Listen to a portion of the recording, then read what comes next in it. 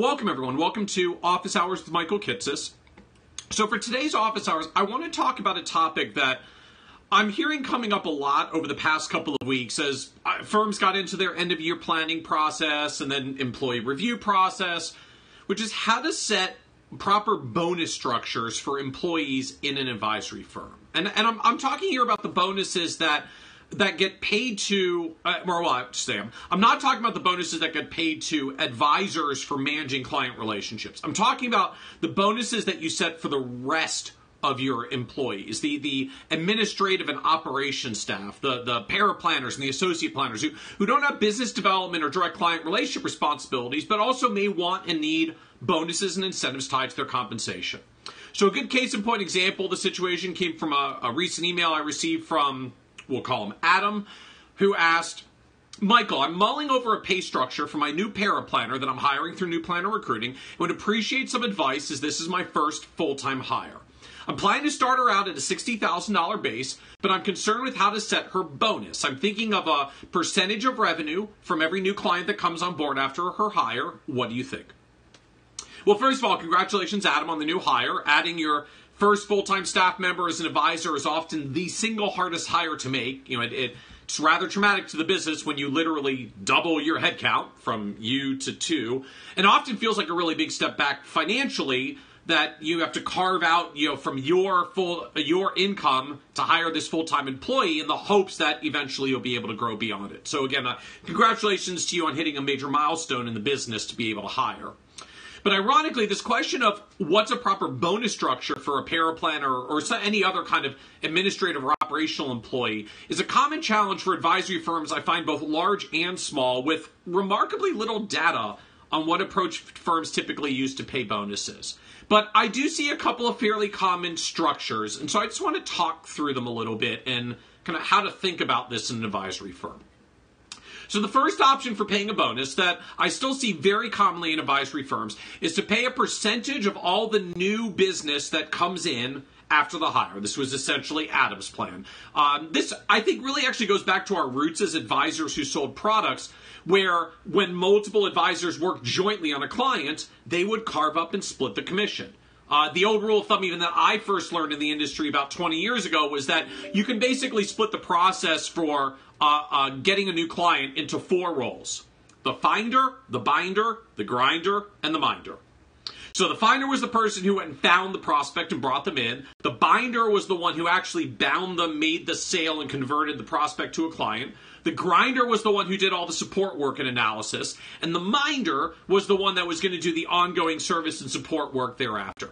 And so the classic commission split of old was that each role was 1/4 or worth 25% of compensation. So if you were a solo advisor, obviously you got all of it. But if you were the advisor and someone else was the finder who provided the lead, they got 25%, and then you kept the rest. And if you worked for an advisor and you did the grinding support work, you got 25% of their commission as the grinder. And while advisory firms now are increasingly going to an AUM fee model, and they're not necessarily on the upfront commission model anymore, the old habits die hard. And I find a lot of firms are still engaged in these kinds of new business splits. So if we get a new client this year, my paraplanner does the grinding work to support that new client, then my paraplanner gets 25% of the revenue. Or it might be 10% if it's a client service administrator, or maybe it's as much as 1/3 or 33% for a paraplanner who also sits in and supports every client meeting along the way. But that essentially means that the firm brings in $10 million in new assets this year and generates $100,000 in new revenue.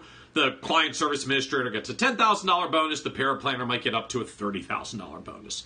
Now, the percentages here aren't necessarily set in stone, but conceptually, I still find this is a fairly common approach. All the new business is split between the advisor and the support team in some way that recognizes their various roles. Now, the second approach that I see commonly to advisory firm bonuses to employees is the percentage of gross revenue approach.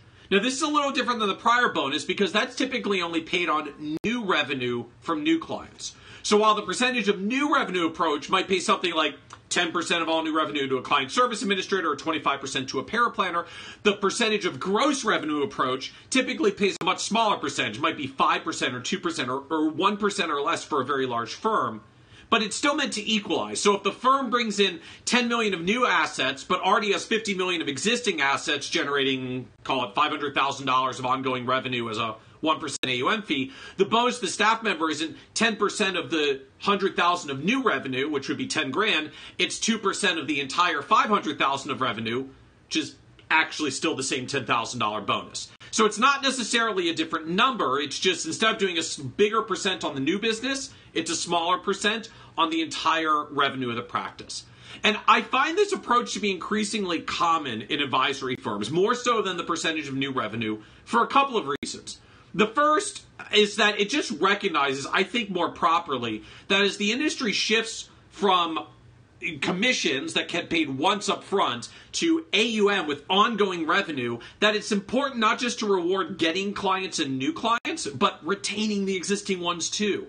Because in the early days with the finder, binder, grinder, minder framework, it was popular because advisors were all getting paid upfront commission. So the only revenue was the new revenue anyway. So we split new revenue because that was the only thing there was to split. And you had to always be going out to get new revenue because otherwise as soon as you stop getting new clients, you stop getting commissions and your income went straight to zero. But in the AUM model with recurring revenue, it's different. In fact, the truth is that once you get to a certain level of critical mass as an advisor, you could make a pretty amazing income without getting any new clients and simply doing a great job servicing and retaining your 50 great clients to earn the ongoing fees that they pay you. Which means if you're going to have bonuses tied to the financial success of the business in the first place, it's a good idea to have a bonus that rewards retention of existing clients as well as just getting new ones. Because even if the firm gets 10 million in new assets this year, if it loses 10 million of assets out the door from existing clients, the firm has no net new growth. And so the employee's bonus compensation shouldn't go up when the firm isn't growing and going up either. If the employee wants more comp and a bigger bonus, the employee needs to either support more and more growth on top of the the client's loss, or do a better job helping to retain those clients so they don't leave in the first place, which is the point. As practice management consultant Angie Herbers likes to point out as well, this really makes the employee's interests much more aligned to the overall interest of the business. Because even if the employee wasn't there to get the client, the employee is still there to retain the existing client. And the whole point of a recurring revenue AUM model is that it isn't just about getting clients and revenue from the new ones, it's about retaining the existing clients as well, which for an existing firm hiring new employees is actually usually the bigger piece of the pie anyways. There's more existing clients and revenue than there is just new clients and new revenue in the next year. And more generally, I think just the whole percentage of gross revenue bonus structure is strong for overall alignment of the firm. If the firm is adding clients but losing clients, it's bad for the firm, it's bad for their bonuses. If the market is up, which in an AUM model is a material factor for firm profitability, the firm is doing well, the employees are getting bonus more. And perhaps more important from the business's perspective, if markets are down and revenue is down, we hit turbulent times in the market like we have recently, the business has a natural buffer because employee compensation will go down as well since their bonuses are tied to the declining revenue from the market. So when there's a need to cut expenses maybe for an advisory firm in a bear market, bonus structures that are a percentage of gross revenue naturally trim themselves. That's the benefit when everybody is tied to the one key benchmark of the firm. Now I'd also note that the other reason that firms tend to use percentage of gross revenue is that I see a lot of them going to this as a replacement of percentage of profits, which is still sort of the core driver of the business, obviously, right? We need to actually generate a profit as a business owner. But for most advisory firms, profit-based bonuses don't work well in practice. And the reason is that the owners just have too much control over the profits of the firm to always be fair as a bonusing mechanism. You know, in part, it's just because it means if the business owner decides to reinvest for growth, hire more staff, try to drive more growth, generate less in profits as part of a growth strategy, the employees get hurt because they don't get the bonus off the profits if the owner is reinvesting the profits with new staff. And while the business owner might make that back in the higher value of the business in the future with growth, the employees just lose when the business owner reinvests, which is not a good dynamic for the business. And in some cases, advisory firm owners, as all small business owners, get a little, shall we say, creative about business expenses because, anything you can put that through that business P&L as a tax write-off. Except when employees are getting bonus based on the profits of the firm, your creative tax strategy, running your car through the business or hiring your kids in the business, becomes your employee's foregone bonus, which is not always healthy for your employee relationship. So to, in essence, keep it clean, I see more advisory firms bonusing based on gross revenue, which considers growth and retention, but not the owner-controlled expense decisions about how much profit to reinvest for future growth versus not, that employees don't necessarily benefit from anyways. Now, one of the big caveats that's important to recognize in setting bonus structure, especially percentage of revenue bonuses, whether it's new revenue or total revenue, is that as businesses with recurring revenue that continue to grow, revenue can become a big number over time, which can create a serious problem with all these percentage of revenue bonuses. So a good example of this was a good friend of mine from a couple of years ago who took a big leap, hired his first paraplanner back when he only had about $15 million in assets, so he could kind of barely afford to do so. It was a big hit. And since the hire was a stretch in the first place, he decided not to pay what at the time would have been about a $50,000 base paraplanner salary is like the going rate in his metropolitan area. Instead, he offered a $30,000 base salary and a 20% of new revenue bonus. He had the goal of bringing in $10 million of new assets. That would be $100,000 in new revenue. So ideally, the paraplanner would make her $30,000 base, 20% of the $100,000 of new revenue, and that would get her the $50,000 she wanted. But if the business didn't grow as well for some reason, my advisor friend wouldn't have to pay as much in salary and could save a little on the bonus, right? It was managing business risk. Except what he forgot to consider in his fear of how can I pay less if this doesn't work out is how much will this cost me if it does work out? Because over the 10 years since, he actually grew the business off the bottom of the bear market from 15 million to 100 million, which means he's added $85 million of new assets, almost $850,000 of new revenue, and his paraplanner gets 20% of new business on top of base salary. She's now making $200,000 a year as a paraplanner. And it's killing his business. Because he now can't hire other staff. He needs to hire to grow because there isn't enough money left because the paraplanner is making $200,000 and the paraplanner has now been so involved in the business for so long, he's terrified to fire the paraplanner because he doesn't want to have the business ramifications, but he can't afford to keep her. And he's stuck. Because in this recurring revenue model, what started out as just 20% of new business growth after 10 years became 20% of the business. Like, she's a partner, essentially, without any of the risk that goes with being a partner, and is choking off the rest of the ability of the business to grow. So his problem, ironically, is that it worked. And he underestimated what I call the compounding risk of paying bonuses with upside on revenue that's recurring. This wasn't a problem in the commission-based world, but it is in the AUM world, or recurring retainers, or any revenue that repeats. And because of this, a number of advisory firms, including, and especially, I think, ones that have maybe been burned on the past from some of these compounding risk percentage of revenue or percentage of new growth bonuses, are instead shifting to more fixed bonus structures instead. So, for instance, the firm might say the bonus is $5,000 for every quarter that the firm brings in at least $25,000 in new revenue. So if you do the math, the firm is going to pay 20% of new revenues as a bonus, but the employee doesn't get the message, you get 20% of our growth this quarter and every quarter forever. The employee gets the message, you get $5,000 if we hit our goals. And that's important because it means next year, you can reset the $5,000 bonus to whatever the new goals are next year. Hey, thanks to the great growth we had last year, this year we're hiring a new team member to support on marketing, and the $5,000 bonus now comes when we hit a $40,000 new revenue target each quarter. And now the percentage of the bonus starts going down as the business grows and compounds, which isn't anything nefarious. It's just a simple recognition. As the business grows, successful employees still get a smaller slice of a larger pie. There's more employees to participate in the bonus in the first place. Like, you have to change the percentages, or you get stuck in the situation, my friend, where one successful employee chokes off all the money to hire anybody else. The real key, though, is that by setting bonuses that are flat dollar amounts based on concrete metrics, you, as the business owner, can budget as a percentage of revenue if you want, but you don't create a permanent expectation in the minds of employees that they'll get a permanent, indefinite sharing of a percentage of revenue in a manner that you can't actually sustain if you really do continue to grow and compound the business. Instead, bonuses are dollar amounts for hitting goals, which implicitly recognizes that the goals of the business can and will change over time, And it makes the bonus structure more dynamic to the needs of the business over time and avoids that compounding risk problem. Now, it's all worth noting there's one other approach that's out there as well, which is just to not pay bonuses at all, or at least not to make bonuses a financial thing. So the bonus for $25,000 of new revenue or whatever your target would be is not, hey, everyone gets a $5,000 bonus. Instead, it's, hey, we're going to do a team outing with family members to the local amusement park. We're all going to have a great time and a great experience together. Now, this kind of alternative bonus approach comes, at least I read it first, from author Daniel Pink in his book Drive, which is all about the motivators that drive us.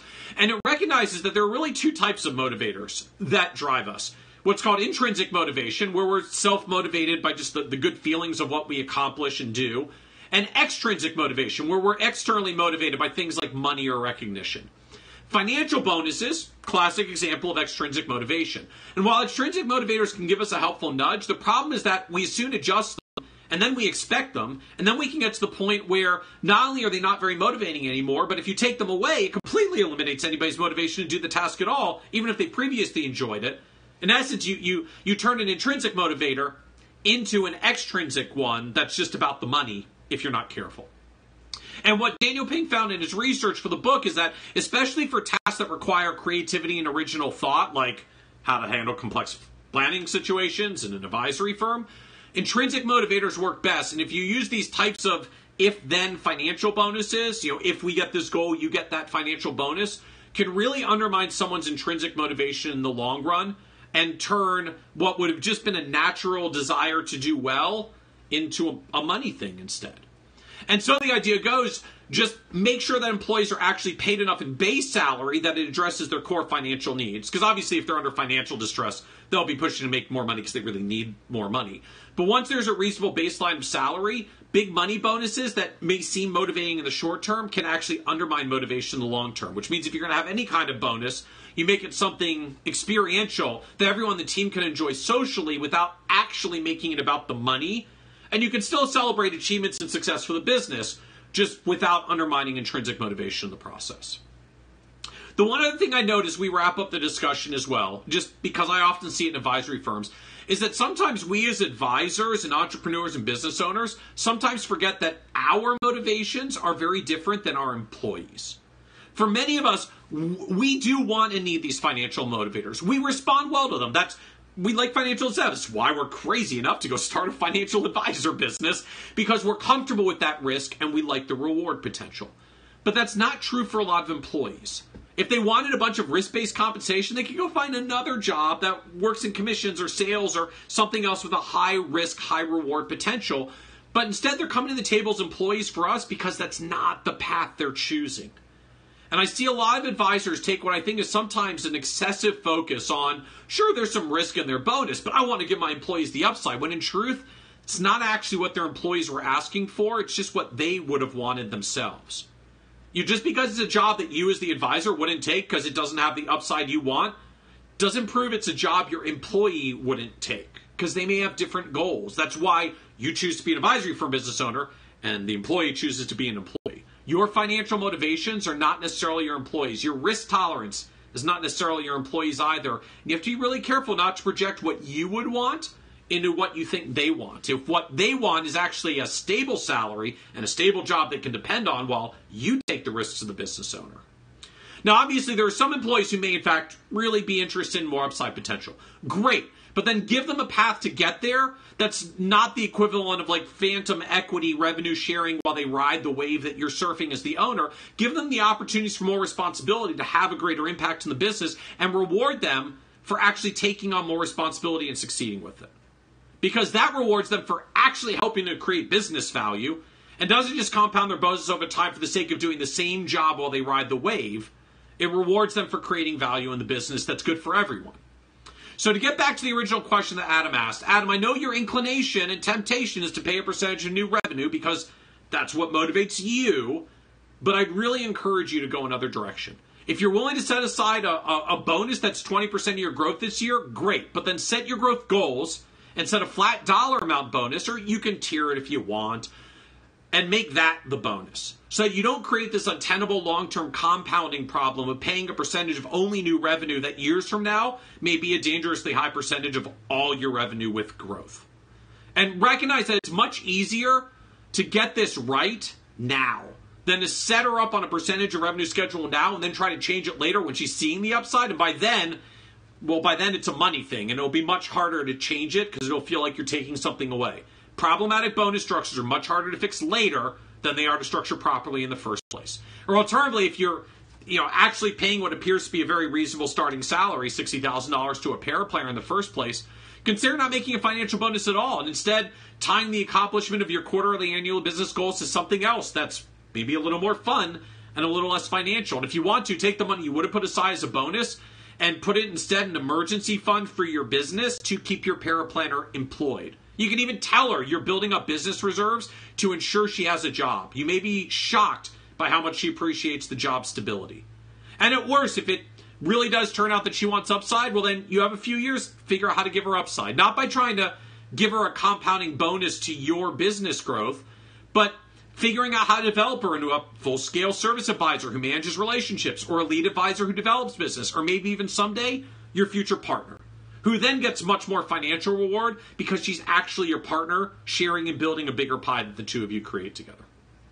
So I hope that's helpful with some food for thought about the nature and structure of bonuses and advisory firms. This is Office Hours with Michael Kitces. Thanks for joining us, everyone, and have a great day.